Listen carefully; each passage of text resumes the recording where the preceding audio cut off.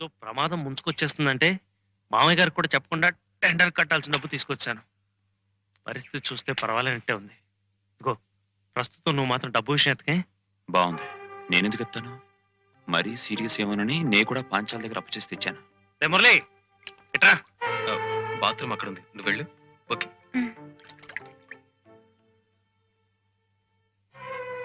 వీలైనప్పుడు ఎప్పుడో కొంత అమౌంట్ పంపిద్దాం కానీ ఇప్పుడు మాత్రం డబ్బు విషయం నువ్వు మాట్లాడుకో. నేనెందుకు మాట్లాడతానరా? ఈ మాత్రం డబ్బు తెచ్చినందుకే దివ్యకి నాకు చాలా గొడవైంది.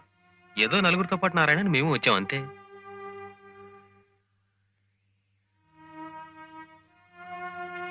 ఏమండి, చావు నుంచి పునర్జన్మెత్తిన తండ్రిని చూడటానికి వచ్చిన కొడుకులు ఇవేనా మాట్లాడుకోవాల్సిన మాటలు? ఇప్పుడు ఏమైందని? ఏం తప్పు మాట్లాడామని?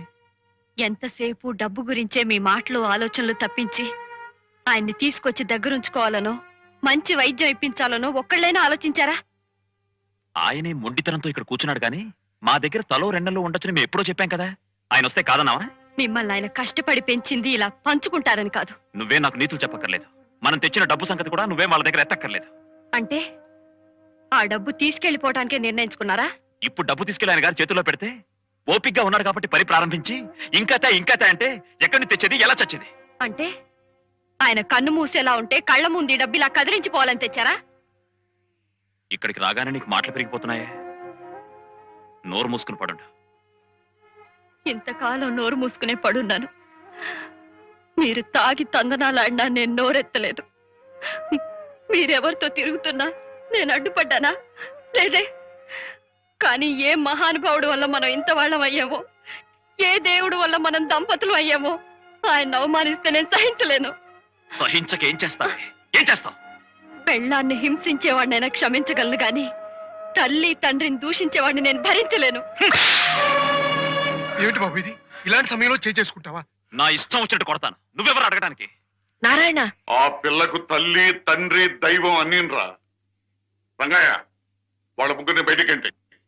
ఏమండి, ఆవేశపడకండి. పాపం వాళ్ళు ఎంతో దూరం నుంచి మనల్ని చూడాలని వచ్చారు. మనల్ని చూడడానికి వచ్చిన వాళ్ళైతే పెద్దల ఏడల బాధ్యత గుర్తు చేసిన ఆ పిల్ల మీద చేసుకుంటాడా? మా బాధ్యతలు మేము ఏం నిర్వర్తించలేదని ఇప్పుడు ఆవిడ కొత్తగా చెప్పాల్సి వచ్చింది. మీకు జబ్బు చేసిందంటే మేము బాధపడ్డాం కూడా. సంగీత భారతి చూడకుండా ఎక్కడ చచ్చిపోతాడో అన్న భయంతో కనీసం ప్రారంభమైనా చేయొచ్చని అప్పు చేసి డబ్బు తీసుకొచ్చాం. ఇంత బాధ్యతలు బరువులు మేము మోస్తుంటే మమ్మల్ని ఆ పనివాడు చేతి కట్టిస్తారా? ప్రేమతో భక్తితో చేయాల్సిన పని అది ఒక బాధ్యత బరువు అని మీరు ఎప్పుడనుకున్నారు? అప్పుడే మీ సంస్కారం ఏమిటో తెలిసిపోయింది. ఏ సంగీతాన్ని నా ప్రాణమని నమ్మాను, ఏ సంగీతానికి ఇక్కడ ప్రాణప్రతిష్ఠ జరగాలని ఆశించాను, అది మీలాంటి వాళ్ళ వల్ల జరిగితే అది నా సమాధి అవుతుందే గాని సంగీతానికి దేవాలయం కాలేదు. సంగీత భారతి అంటే కర్రబలలు కట్టడాలు అని నేను ఏనాడు అనుకోలేదు. అలా అనుకుంటే ఆ పని నేను ఏనాడు చేసి ఉండేవాడిని. నేను ఎదురు చూసింది డబ్బు పుచ్చుకుని బోధించే అధ్యాపకుల్ని కాదు.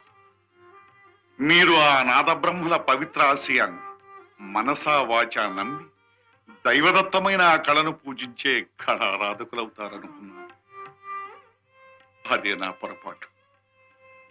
సంగీతానికి తిలోదకాలిచ్చి సారా వ్యాపారమే సర్వస్వమని నమ్ముకున్న ఒకడు, లక్ష్మీదేవి లాంటి భార్య ఉండగా మరో ఆడదాని ఆశ్రయంలో బతుకుతున్న ఒకడు, మన సంస్కారాన్ని సాంప్రదాయాన్ని మర్చిపోయి ఎండమావుల వెంట పరిగెత్తే ఒకడు. మీ ముగ్గురికి ఆ డబ్బు ఒక్కటే ఆత్మబంధం. సంగీతం మీద నమ్మకం చచ్చిపోయి బతుకుతున్న మీకు మేము చచ్చిన వాళ్ళమే. మీ దారిని మీరు బతకండి, వెళ్ళండి. వయసు అయిపోయిన ఆయనకి ఎంత అభిమానం ఉంటే వయసులో ఉన్న మనకెంత అభిమానం ఉండాలి? పదరా.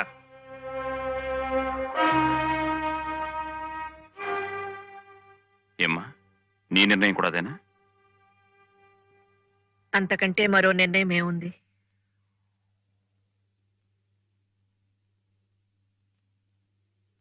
ఇంకా ఇక్కడ నిలబడ్డావేంటి?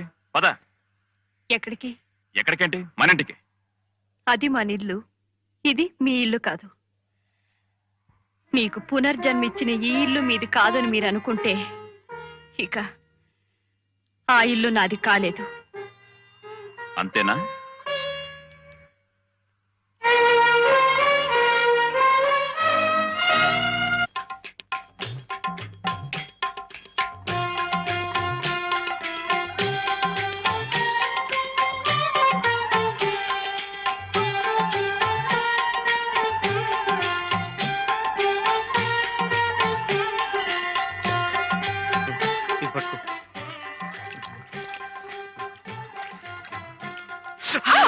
చలే ఏమిటండి మీరు? ఇలా సరే లేదేం లేదు. ఇలా నెత్తి మీద నీళ్ళు చల్లుకుని అలా గుళ్ళోకి వెళ్ళొచ్చేద్దాం, పనికొస్తుంది.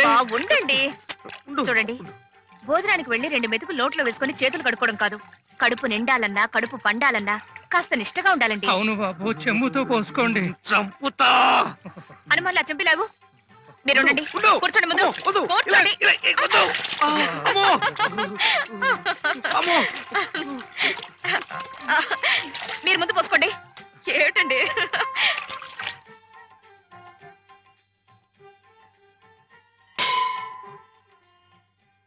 ఏమండి, మళ్ళీ ఎక్కడికండి? మనీ పర్సు కార్లో పెట్టేదేమో చూసొస్తాను. బా, దేవుడి దగ్గర దండం పెట్టుకునేది 1 నిమిషం. అప్పుడు కూడా డబ్బు గురించారా? రండి. డబ్బు గురించేనా అంటే ఇలాంటి దూర ప్రాంతాలకు వచ్చినప్పుడే ఆ డబ్బుల గురించి జాగ్రత్తగా ఉండాలి.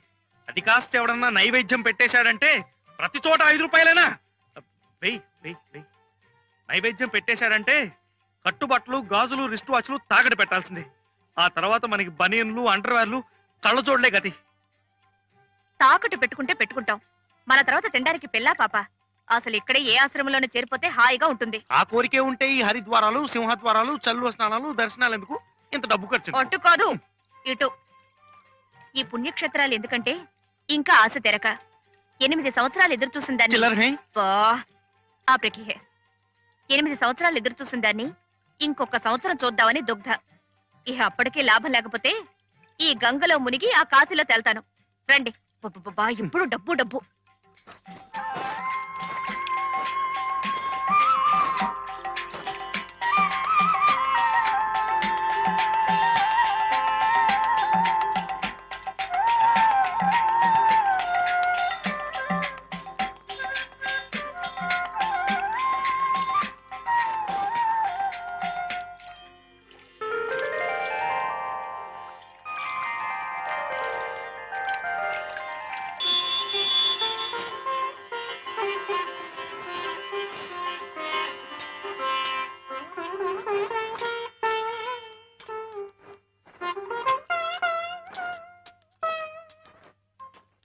ఎక్కడికండి?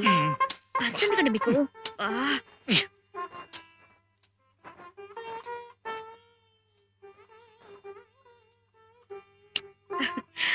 आप बहुत अच्छा डांस किया। आपका नाम क्या है? శ్రీనివాస్ అండి. అమ్మా, తెలుగే? చీ చీ చీ చీ. అయితే మన ఆంధ్రుడివే. మన దేవుడు నాన్న? గుంటూరు జిల్లా రేపల్లె తాలూకా పెద్దపల్లూరు గ్రామం. ఈ 3టికి 300 ఇచ్చావు. చాలా పద. ఆ బాబుకి ఎన్ని వేలిస్తే మాత్రం ఏమిటండి, ఎంత బాగా డాన్స్ చేశాడు. ఆ బాబుని కన్నా తల్లిదండ్రులు. పద పద. ఏమిటండి?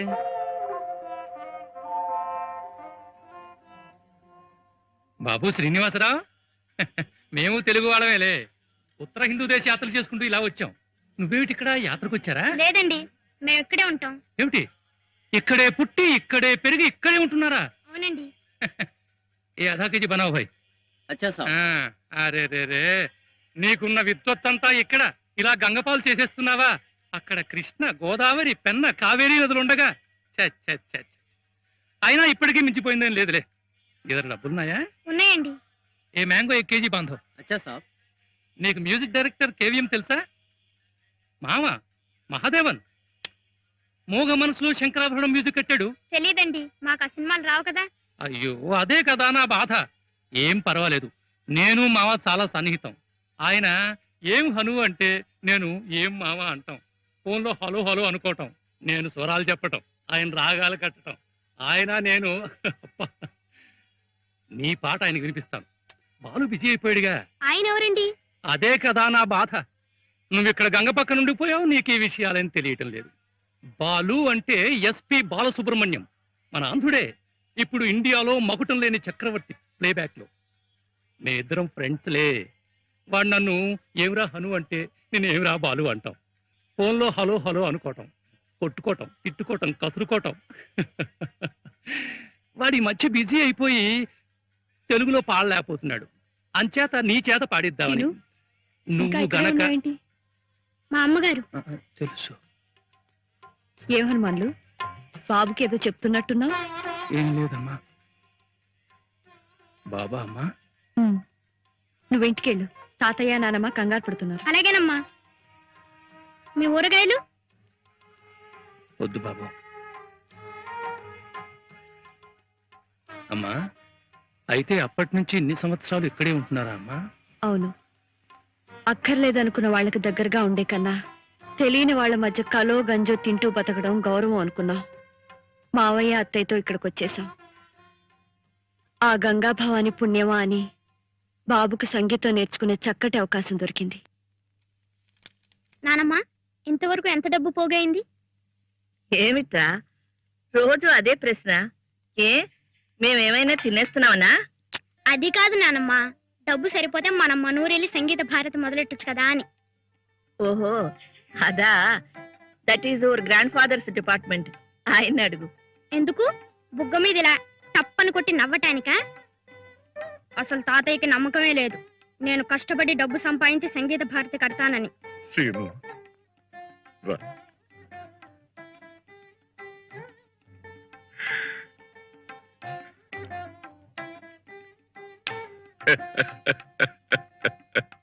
వాళ్లతో ఘర్షణ పడిన తర్వాత పైకి కనిపించకపోయినా మామయ్య గారి మనసు బాగా దెబ్బతింది. వాతావరణం మారిస్తే మంచిదని కాశీకి వెళ్ళిపోయాం. బాబు అక్కడే పుట్టాడు. ఆ తర్వాత మావయ్య గారి స్నేహితుడు, ఆయనకి కళలంటే చాలా ఇష్టం, ఆయన కనిపించి ఇక్కడికి తీసుకొచ్చేశారు. అప్పటి నుంచి ఇక్కడే ఉన్నాం. క్షణక్షణం ఒంటరితనంలో ఉండే ఒడిదుడుకులు ఎదుర్కొంటూ బ్రతకటానికి కావలసిన ఓర్పు సహనం నేర్చుకుంటూ ఇలా కాలం గడుపుతున్నాను. కట్టుకున్న భర్తకి దూరమై పాపమే చేశాను. ఆ పుణ్య దంపతులకు సేవ చేస్తూ పుణ్యమే చేస్తున్నాను. ఆ దైవమే నిర్ణయించాలి.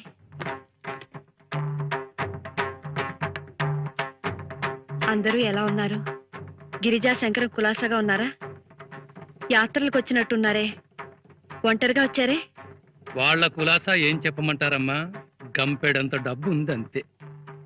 ఇన్నేళ్లైనా సంతానం కలగలేదని ఆమె బాధ, లక్షకి ఇంకో లక్ష లాభం రాలేదని ఈయన గారి తపన. ఆవిడ గారు పట్టుబడితే ఇదిగో ఇలా యాత్రలకు వచ్చాం. వాళ్ళతో చెప్పమంటారమ్మా మీరంతా ఇక్కడే ఉన్నారని? వద్దు, ఆ రోజు త్వరలోనే వస్తుంది. అప్పుడు ఎవరు చెప్పకుండా వాళ్ళంతటి వాళ్లే పశ్చాత్తాపంతో వస్తారు. ఎప్పుడూ కాదమ్మా, ఆ రోజు త్వరలోనే రావాలి. నారాయణమూర్తి గారి పరిస్థితి కూడా ఏమంత బాగోలేదమ్మా. ఆయన బంగారు బాతుగా ఉన్నంత కాలం ఆ పాంచాలమ్మ గారు బాగానే చూసుకునేది. కానీ ఆయనకి ఈ మధ్య ఈ అలవాటు బాగా ఎక్కువైపోయిందమ్మా. కచేరీలు, ఆదాయం తగ్గిపోయిందేమో, దాంతో పాటు ఆమె ప్రవర్తన కూడా పూర్తిగా మారిపోయింది. ఆయన ఆరోగ్యం దెబ్బతినక ముందే మీరొచ్చి అన్ని చక్కదిద్దాలి. వారందరినీ మీరే దారి తీసుకురావాలమ్మా. వస్తాను, తప్పకుండా వస్తాను.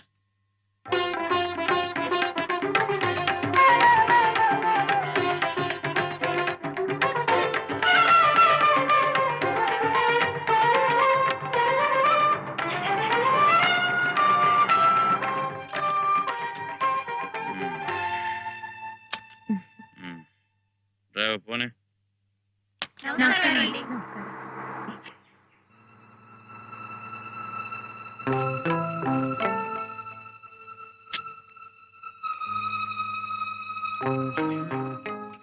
ఇప్పుడేగా పుచ్చుకునొచ్చావు మళ్ళీ? కొంచెం ఒక నువ్వు ఈవేళ చీఫ్ గెస్ట్ వి. ఇలా తాగేస్తుంటే అక్కడ ఏం మాట్లాడతావు? వాళ్ళు ఏం నేర్చుకుంటారు? మాట్లాడతాను. నమస్కారం.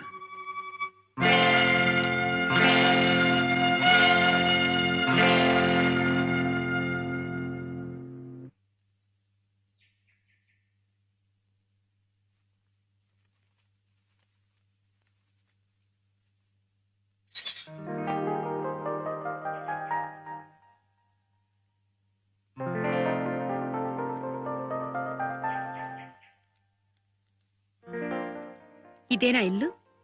అవునమ్మా, మీరు కోరినట్టుగానే పక్కనే దొరికింది ఇల్లు. ఇంటికి ఆయన పక్క వీధిలోనే ఉన్నాడు. నేను వెళ్ళి తాళాలు తెస్తాను, మీరు లోపలికి పదండి.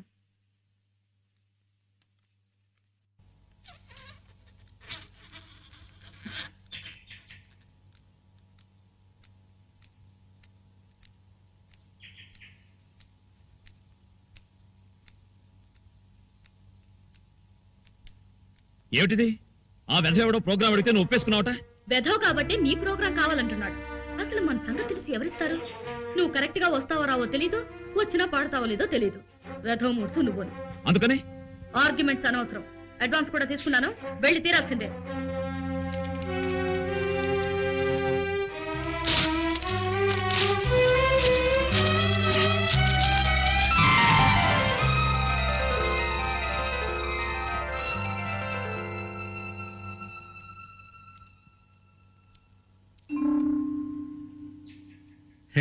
ఇంట్లో ఎవరు ఉండలేదు కదమ్మా, చెత్తా చెదారం అలాగే ఉంటుంది, బాగు చేసుకోవచ్చు. ఇంటి వాళ్ళతో మాట్లాడొచ్చాను, మీరు కూడా ఒకసారి ఇల్లు చూసి ఊ ఏం అంటే. చూడక్కర్లేదు, బాగానే ఉంది. నువ్వు వెళ్ళి బాబుని సామాన్లు తీసుకురా. అలాగేనమ్మా. అందుకే అన్నారు జనని జన్మభూమిశ్చ స్వర్గాదపి గరీయసి అని. మళ్ళీ ఈ గాలి, ఈ నీరు, ఈ వాతావరణం చూస్తుంటే ఇంకో జన్మెత్తినట్టుగా ఉందయ్యా రంగయ్య. మళ్ళీ ఇక్కడికి రావాలన్న కోరిక కలిగింది. అదే 10,000 బాబు. అంతా నీ మనవరాలు సంకల్పం. ప్రస్తుతం మేమంతా నిమిత్త మాత్రం. కర్త కర్మ క్రియ అంతా సీతే. ఏమిటో ఈ ఏడాది ఎండలు చాలా విపరీతంగా ఉన్నాయి కదా. ఇక్కడ సాయంకాలం నేను రావడానికి లేట్ అవుతుంది. ఓపికంటే మీరు వంట చేయండి, లేకపోతే క్యారేజీ తెప్పించండి. ఓకే?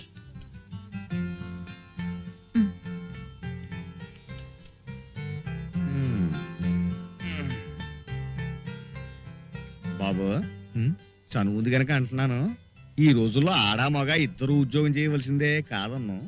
కానీ కేవలం ఆడదాని సంపాదన మీదే మగాడు ఆధారపడితే అవ్వా అవ్వా ఏం గౌరవంగా ఉంటుంది బాబు. నిజమేనయ్యా, కానీ ఏం చేయమంటావు? సరైన ఉద్యోగమా దొరకటలేదు, ఉన్న సంగీతం ఉపయోగపట్టలేదు. మీరు ప్రయత్నం చేస్తేనే కదా. నాకు తెలిసిన విద్వాంసుడికి పక్క వైద్యం అవసరం ఉందిట, రండి కనుక్కుందాం. బానే ఉంది కానీ అతను ఎంత పెద్ద విద్వాంసడం ఏమిటో. మనమా వయలును ముట్టుకుని ఎన్నో ఏళ్ళు అయిపోయింది. తీరా ఆయన పక్కన కూర్చున్న తర్వాత కాలు చెయ్యి ఆడకపోతే ఆ విషయం వారికి ముందే మనం చేసుకుంటాం, వారే ధైర్యం చెబుతారు. ఆ తర్వాత కాలు చేతులు వాటంతా అవే ఆడతాయి. అమ్మ త్వరలోనే నా చేత ఇక్కడ ఒక కచేరీ పెట్టించడానికి అన్ని ఏర్పాట్లు చేస్తోంది. అన్ని అనుకున్నట్లు జరగగానే తెలియపరుస్తాను. అంతేనా, ఇంకేమన్నా రాయాలా? నానమ్మ గారికి నా నమస్కారములు చెప్పవలసింది. నానమ్మకు ఇవాళ పోస్ట్ చేసేసి. అలాగే. బాబు ఎక్కడికి? ఉత్తరం పోస్ట్ చేయడానికి. నేనేస్తాను, నువ్వురా. రండి బాబు, కూర్చోండి బాబు. అలాగే. అమ్మా, మురళి బాబుని తీసుకొచ్చానమ్మా. చిన్నబాబు గారి పక్క వాయిద్యం వాయించడానికి ఒప్పుకున్నారు. పక్క వైద్యానికా? అవును బాబు. ఏంటమ్మా నువ్వేమో ఈ 3 కాళ్ళ బండికి చెప్పటం, ఈయనేమో ఓ 4 కాళ్ళ జంతువుని తీసుకురావటం. అసలు ఆయన్ని చూస్తే సంగీతం తెలిసిన వాళ్ళ ఉన్నాడా? చూ, పెద్దవాళ్ళని పట్టుకుని ఏమిటా మాటలు? తప్పు కదూ. మనిషిని చూసి చెప్పగలవా ఎవరిలో ఎంత విద్వత్తుందో? అయితే నిన్ను చూసి వాళ్ళేమనుకోవాలి? రామదాసు, మన గురించి మురళికి ఏం చెప్పలేదుగా? లేదమ్మా. అలా తెలియకుండానే ఉండాలి. అలాగే బాబు, మీరు ఇక్కడే ఉండండి, నేను వెళ్ళి అర్జెంట్ గా ఈ ఉత్తరం పోస్ట్ చేసి వస్తాను. ఇప్పుడు అర్థమైందా ఆయన ఎవరు? మరైతే నాకు బాబాయ్ అవుతాండి, ఆయనతో ఎందుకు చెప్పొద్దంటావు? చెప్పే అవసరం వస్తుంది, అప్పుడు నేనే చెప్తాను. నువ్వు మాత్రం అతనితో చాలా మర్యాదగా ఉండాలి.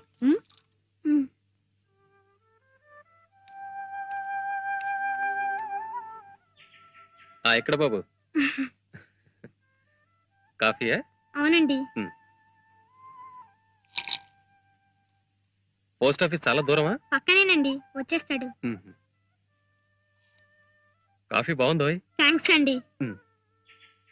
ఒరే బాబు, ఇలా రారా. కొట్టుకెళ్ళి ఓ చార్మినార్ ప్యాకెట్, ఒక అగ్గిపెట్టి తీసురా. మిగతా చిల్లర పెట్టి చాక్లెట్లు కొనుక్కో. చాక్లెట్ వద్దండి. అరే పర్వాలేదులే బాయ్.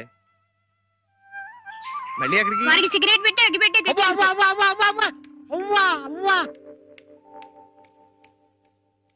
ఒక పండితుడి దగ్గర పక్క వాయిద్యం వాయించే లక్షణమేనా ఇది? అవ్వా అవ్వా, మీరు ఇలా అర్థమైన పనులు చేస్తుంటే మన పని ఎలా జరుగుతుంది? నేనేం చేశానయ్యా? అవ్వా అవ్వా, రేపు మీరు పక్క వాయిద్యం వాయించేది ఈ చిరంజీవికే. ఈ విద్వాంసుల చేత పనికురాళ్ళ సిగరెట్లు అగ్గిపెట్లు నా తెప్పించేది. అవ్వా అవ్వా. ఇట్రా ఏమయ్యా అందస్సు, నీకేం వేళకోళంగా ఉందా? భూమికి జానిళ్ళాడు, ఇంకా బొడ్డు కూడా ఉండట్లేదు, వాడికయ్యా నేను వాయించేది. ఇదిగో, నేను ఈరోజు వస్తుదేవుడే కావచ్చు కానీ మరి చిట్టెలు కాళ్ళ పట్టుకోమటం.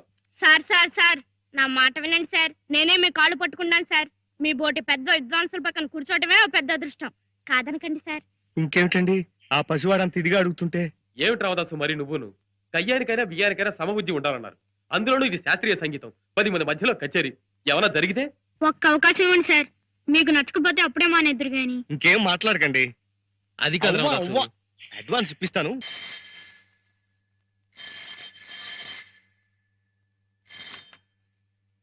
హలో, ఎవరు? పాంచాలమ్మ గారా? నమస్కారం అమ్మా, నేను హనుమాన్లు. నారాయణమూర్తి గారు ఉన్నారమ్మా? ఉన్నారు, కొంచెం పిలుస్తాను.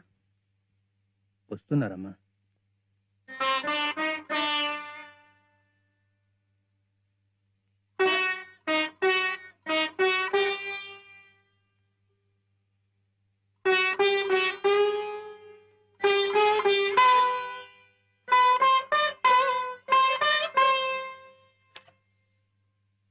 హలో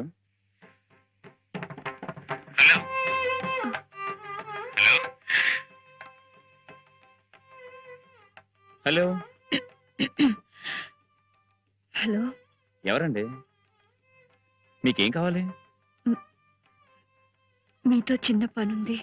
కచేరీ విషయం అయితే నాకు ఇప్పుడు వీలు పడదు, కుదరదు. అది కాదండి, చిరంజీవి శ్రీనివాస్ మా అబ్బాయి మొదటిసారిగా కచేరీ ఇస్తున్నాడు. మేము ఈ ఊరు కొత్త. ఇక్కడ విచారిస్తే మీలాంటి పండితుల సమక్షంలో జరిగితే బాగుంటుందని చెప్పారు. అందుకని మీరు దయచేసి అంగీకరించాలి. ఐఎమ్ సారీ, నాకు ఇలాంటి సమక్షాలు పరోక్షాలు ఇష్టం లేదు. దయచేసి ఇంకెవరినైనా చూసుకోండి.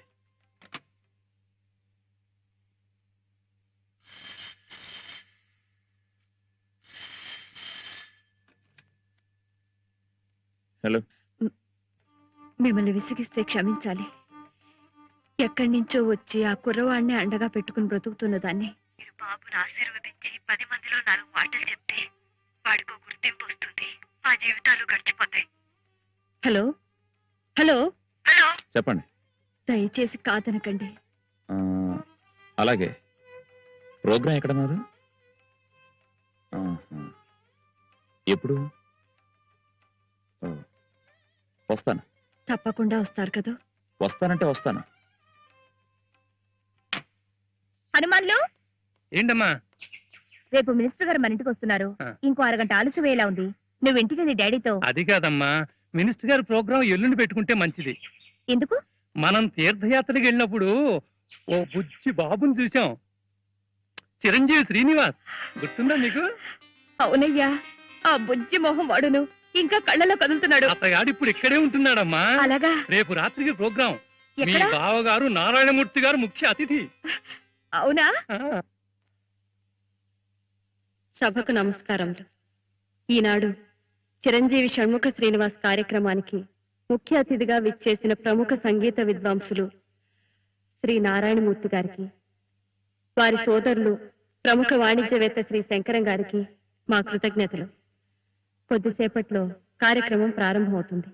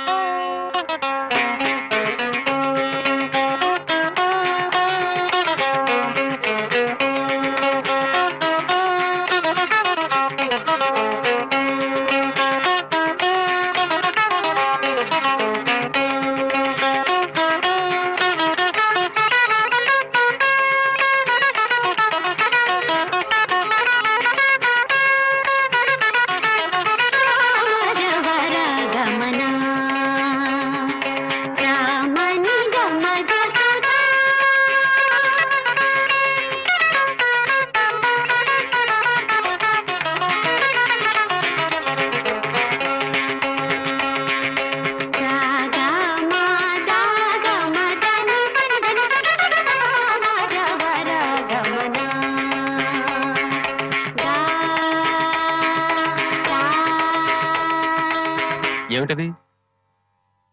కాంతారాన్ని షడ్జమం చేశాను. ఓహో, శుద్ధ సావేరు చేసావా? ఆ, సరే కానీ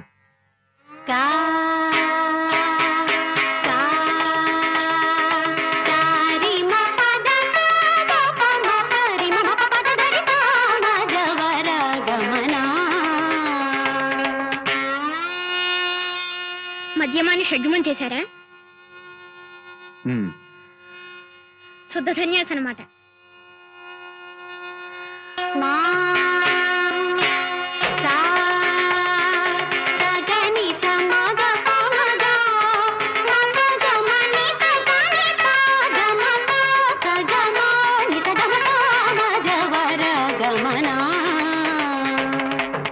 దైవతాన్ని షడ్జమం చేయి.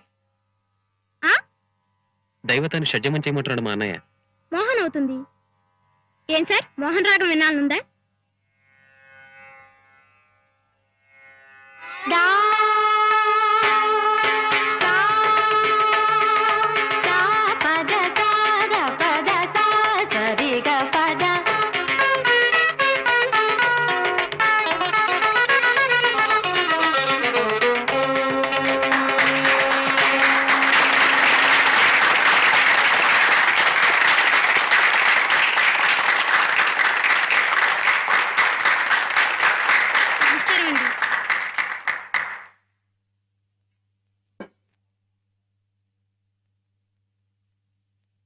కచేరీ పూర్తి కాకుండానే సభ మధ్యలో మాట్లాడుతున్నందుకు క్షమించాలి.